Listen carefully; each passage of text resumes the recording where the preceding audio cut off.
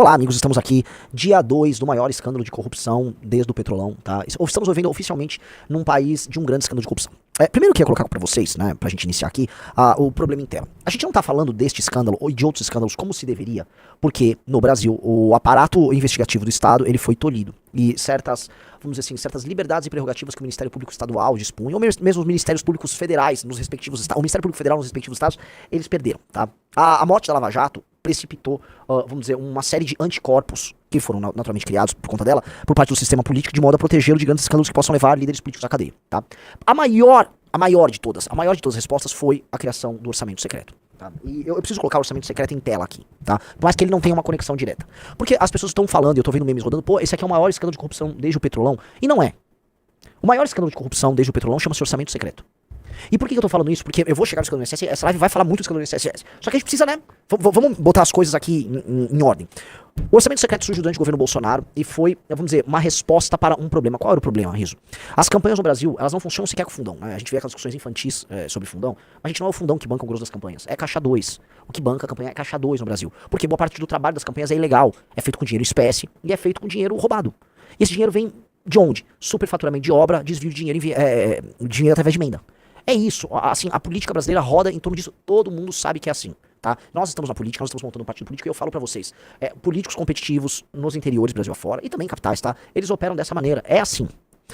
Com a Lava Jato foi pego um sistema de financiamento de partidos políticos, tá? Em larga escala, utilizando roubalheira em estatais. Então você conseguia fazer grandes roubalheiras em grandes estatais, grandes contratos. Você, sabe, numa batelada você roubava 100 milhões, numa outra batelhada mais 300 milhões. Era coisa nesse nível, contratos inteiros com setores da Petrobras, plataformas, obras. Tudo isso gerava desvios de centenas de milhões. A coisa foi dando bilhões, no plural. E essa roubalheira, além de alimentar os cofres pessoais de cada um e o bolso de cada um, naturalmente também alimentava as campanhas. E era um sistema de alimentação de estruturas político-partidárias, tendo em vista eleições. Ok? Era isso. Não à toa quem controlava, vamos dizer, a Petrobras, não só setores da Petrobras, mas o esquema em si eram lideranças partidárias. Então tinha a turma do PMDB, tinha a turma do PP, tinha operadores menores. Isso precisa ser entendido. Quando isso é debelado com a Lava Jato, você não tem mais esse financiamento. E você precisa de novas maneiras. Qual foi a maneira intrigante que eles fizeram? Eles se utilizaram de uma experiência que eles tiveram com o lance do financiamento público de campanha. Porque antes tinha muito financiamento privado. Acabaram com o financiamento privado também por conta da corrupção.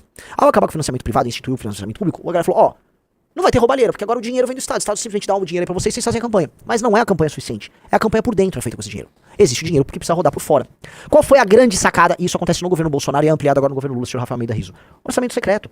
O orçamento secreto cria uma conta, né, que você basicamente envia suas emendas. Chamam antigamente era RP9, depois mudou de sigla.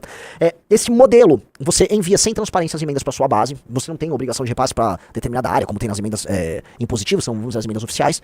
E ali você faz a putaria, tá? E é muito difícil você pegar, é muito pouco transparente. E isso foi institucionalizado. Isso foi se profissionalizando e se institucionalizando ainda mais nos anos vindouros. No governo do Lula a mesma coisa, isso continua no governo do Lula. E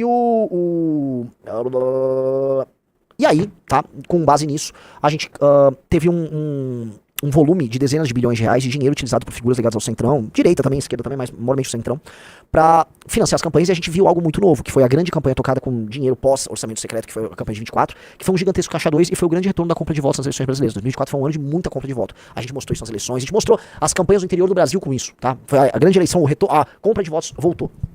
Esse é o maior escândalo de corrupção do Brasil, eu quero que fique claro, tá? O maior escândalo de corrupção do Brasil é esse. Todo mundo sabe que é esse. Ele tá institucionalizado e ninguém governa com isso. Quem toca isso é o Centrão, tá? Vamos lembrar, por quê? Porque a gente vai falar do escândalo do INSS, que é um escândalo tocado no Executivo. Então, esse escândalo do INSS é um escândalo tocado no Executivo, tá estourando pro Executivo, mas vai estourar também pra gente do setor financeiro, gente de sindicatos, gente dessas associações representativas. Mas vai mexer com gente do Poder Executivo, seja, vamos dizer, de empresas públicas, autarquias, sejam políticos.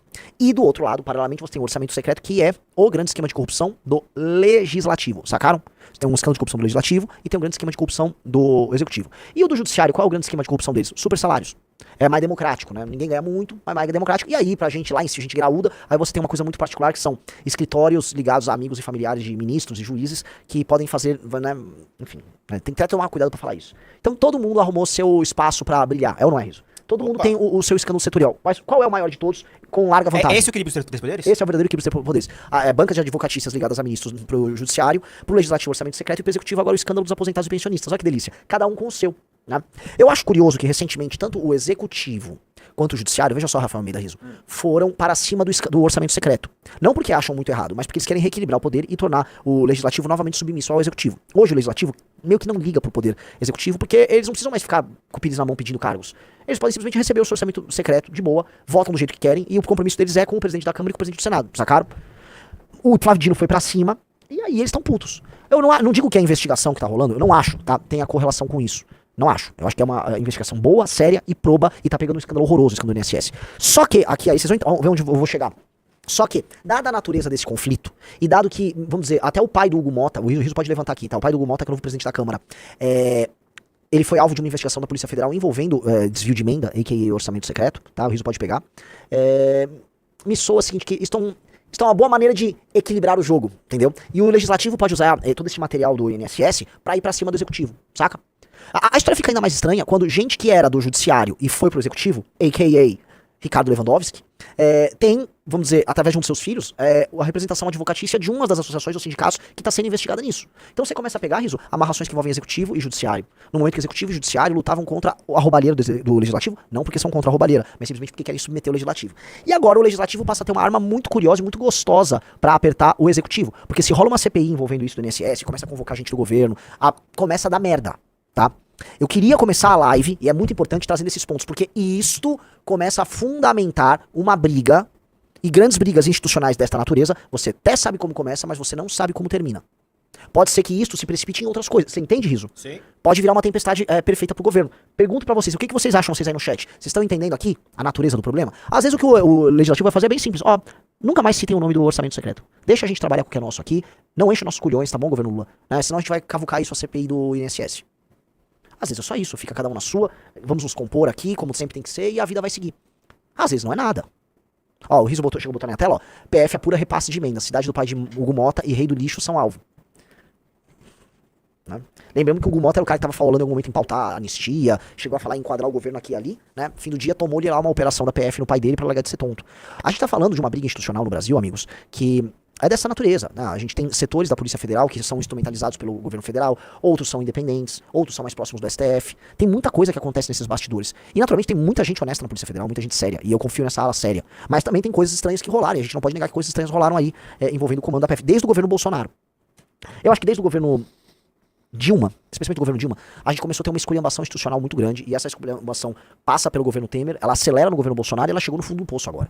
Os poderes no Brasil, eles estão atuando de maneira completamente desarmônica, e o sistema de freios e contrapesos não vem sendo positivo no sentido de que um limita o excesso de poder do outro, mas na verdade eles tentam o tempo todo criar equilíbrios instáveis na roubalheira de cada poder e nas atribuições de cada poder. No fundo, né, quando a gente vê o judiciário brigando com o legislativo sobre o orçamento secreto, é sobre controlar a roubalheira do outro, não porque é roubalheira, mas porque é do outro. Entendeu? E isso interfere na atuação deste outro, e aí pode moderar as relações de poder entre eles. Mesma coisa o executivo preocupado, quando era governo Bolsonaro, com certos arroubos de poder do judiciário, né? Então, você tinha a briga aí, é uma briga de todos contra todos, é uma briga hobbesiana. É muito louco que, né, de acordo com Hobbes, e isso sim, vamos dizer, em apartada síntese, né, de maneira, não vou aqui reduzir a obra do Hobbes à minha análise tosca, né, porque eu sou um tosco, o Hobbes é um monstro.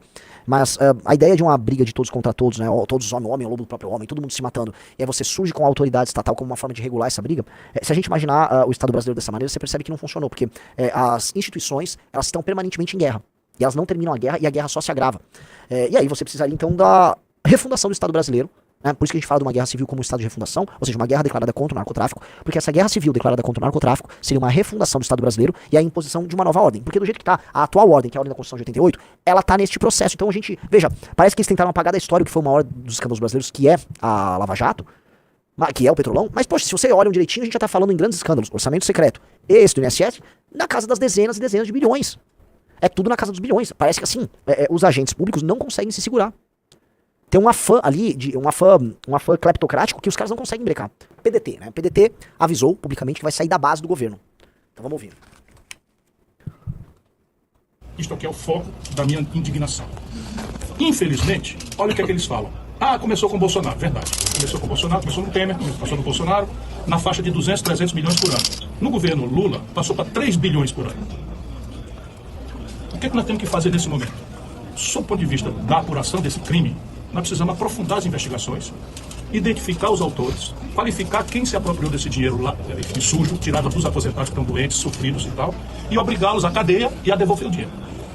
Agora, Nossa, Ciro, fecha essa parte. assim, a idade chega, cara, é um saco, com todo respeito aí. Você precisa demorar tanto pra falar que tem que punir severamente os ladrões de velho. É muito, porque blá, blá, blá, blá, blá. É muito prolixo, Ciro, muito prolixo. Porque fica parecendo meio que o João Plenário falando essas coisas. Não é só sobre linguagem, tá?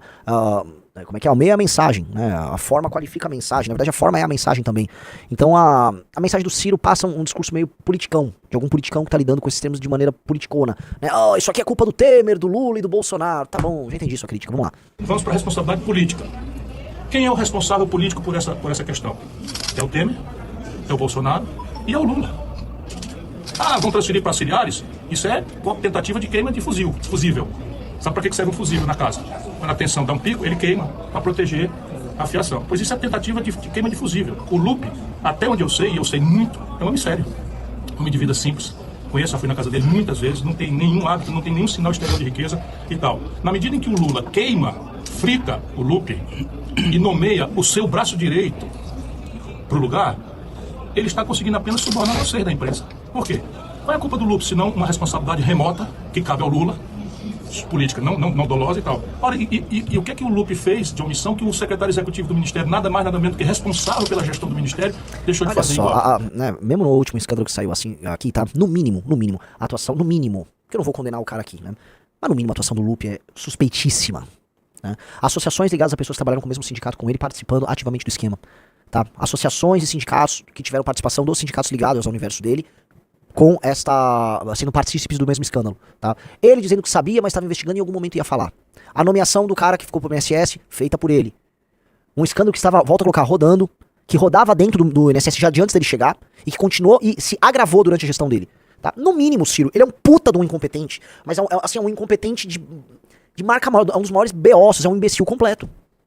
No mínimo, é isso. Porque ele não tinha dados, ele não estava acompanhando isso, ele não estava vendo os convênios. Assim, as reclamações ligadas a descontos e abatimentos nas aposentadorias estavam estourando, um monte de gente reclamando. E ele não viu, ele não... o que está acontecendo? Era o trabalho dele. Ele entrou já no 3º ano do governo Lula. No mínimo, assim, você deveria suspeitar, então, se não da probidade, eu suspeito da probidade, todo mundo tem que suspeitar da probidade de um cara como o Lupe. Mas assim, o cara é um mongoloide, né? O cara não sabe o que tá fazendo lá, o cara só tá mamando lá. E o cara ficou mamando, falando que estava investigando, que eu tava achando estranho, hein? Pô, assim, falar, não, eu conheço o Lupe, tá? Eu vi ele não tem sinais externos de riqueza, então ele não estava roubando. Calma aí, cara. Calma aí. Atribuir, como tá atribuindo ao Temer, ao Bolsonaro e ao Lula, olha só o que eu vou falar, uma responsabilidade maior do que a do Lupe, sendo que o Lupe tinha, vamos dizer, um contato direto com a matéria, é no mínimo uma declaração política. E eu acho que, vamos dizer, haverá responsabilidade política não só dos mandatários, mas dos demais. Falar que o Lupe é só um fusível é bom enquanto argumento retórico. E talvez seja bom pro jogo interno do PDT, pro Ciro se firmar como liderança. Mas pra nós não temos nada a ver com isso, não somos do PDT, tampouco ligamos se o Ciro vai ser candidato. Isso não é o que interessa, tá? Assim, o Lupe é ligado a um mundo sindical que ganhou muito dinheiro com essa história até agora. Acho curioso que as pessoas não se falam, né? Ninguém se fala. Pessoas que trabalharam com ele, foram, vamos dizer, diretores de sindicato, junto com ele, ganhando maior grana, escândalo de dezenas de milhões rolando com esses caras, e esses caras não vêm. Né? E ele, né, que tem o comando do INSS, que comanda, né, por ser ministro, vamos dizer, essa área toda ligada ao trabalho, com denúncias na casa das dezenas de milhares sobre isso, com reclamações e tal, simplesmente não soube. Ficou curioso, né? Que curioso. É um animal, é um débil mental completo. Se não é um sujeito inteligente, dá pra entender a manobra política que ele tá fazendo, mas assim, não cola. Você acha que cola, Riso, honestamente? Não cola.